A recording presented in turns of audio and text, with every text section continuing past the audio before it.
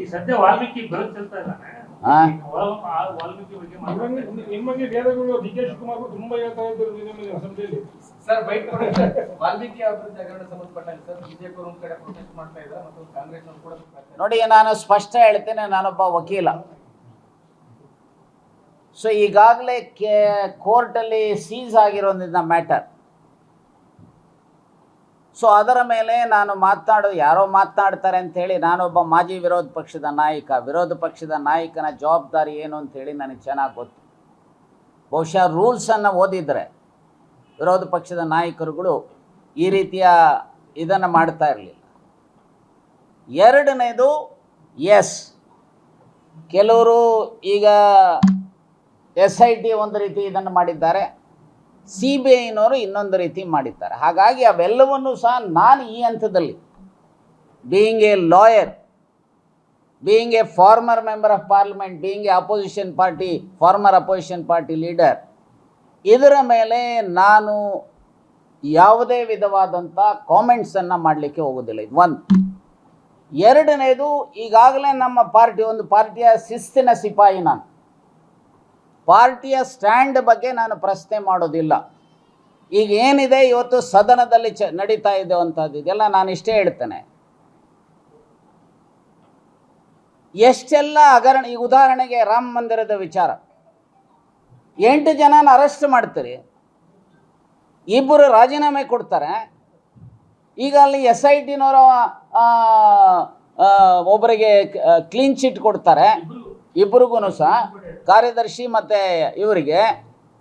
ಆ 11 ಜನರಲ್ಲಿ ಕೇಂದ್ರ ಸರ್ಕಾರದ ಕಾರ್ಯದರ್ಶಿ ಇದ್ದಾರೆ, ಉತ್ತರ ಪ್ರದೇಶದ ಕಾರ್ಯದರ್ಶಿ ಇದ್ದಾರೆ.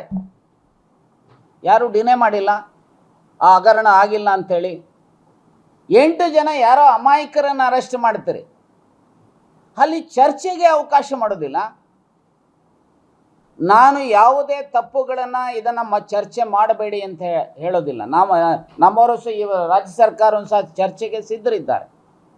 ಚರ್ಚೆ ಮಾಡಿ ಕನ್ವಿನ್ಸ್ ಆಗಲಿಲ್ಲ ಅಂತ ಹೇಳಿದ್ರೆ ಆಮೇಲೆ ನೀವು ಏನೂ ಇಲ್ಲ, ಚರ್ಚೆಗೆ ರೆಡಿ ಇಲ್ಲ. ಸತ್ಯಾಸತ್ಯತೆ ಹೊರಗೆ ಬರಬೇಕಾದ್ರೆ ಚರ್ಚೆ ಆಗಬೇಕು.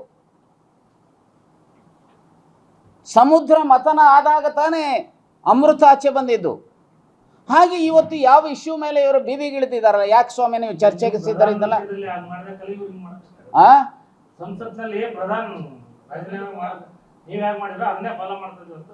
ಈಗೇನು ಪ್ರಧಾನಮಂತ್ರಿಗಳು ರಾಜೀನಾಮೆ ಕೊಟ್ಟರು?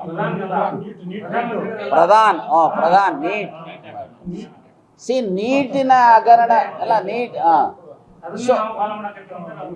ಅಲ್ಲ, ನೀಟಿನಲ್ಲಿ ಎಷ್ಟು ಜನ ಸಾವನ್ನಪ್ಪಿದ್ರು ಸ್ವಾಮಿ?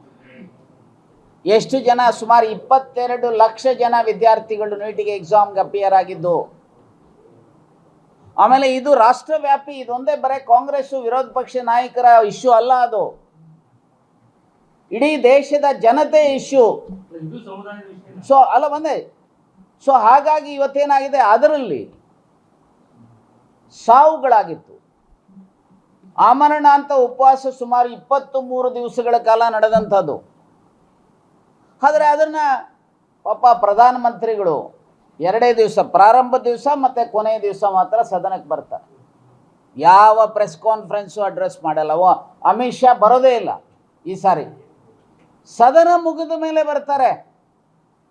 ಈಗ ನಾನು ಇಷ್ಟೇ ಹೇಳ್ತೇನೆ, ಇವತ್ತು ಸರ್ಕಾರ ಏನಾದರೂ ಪಟ್ಟಿಡ್ದಿದೆಯಾ ನಾವು ಚರ್ಚೆಗೆ ಸಿದ್ಧರಿಲ್ಲ ಅಂತೇಳಿ? ಬನ್ನಿ ಹಬ್ಬ ಚರ್ಚೆಗೆ ಅಂತ ಮುಖ್ಯಮಂತ್ರಿಗಳು ಹೇಳಿದ್ದಾರೆ.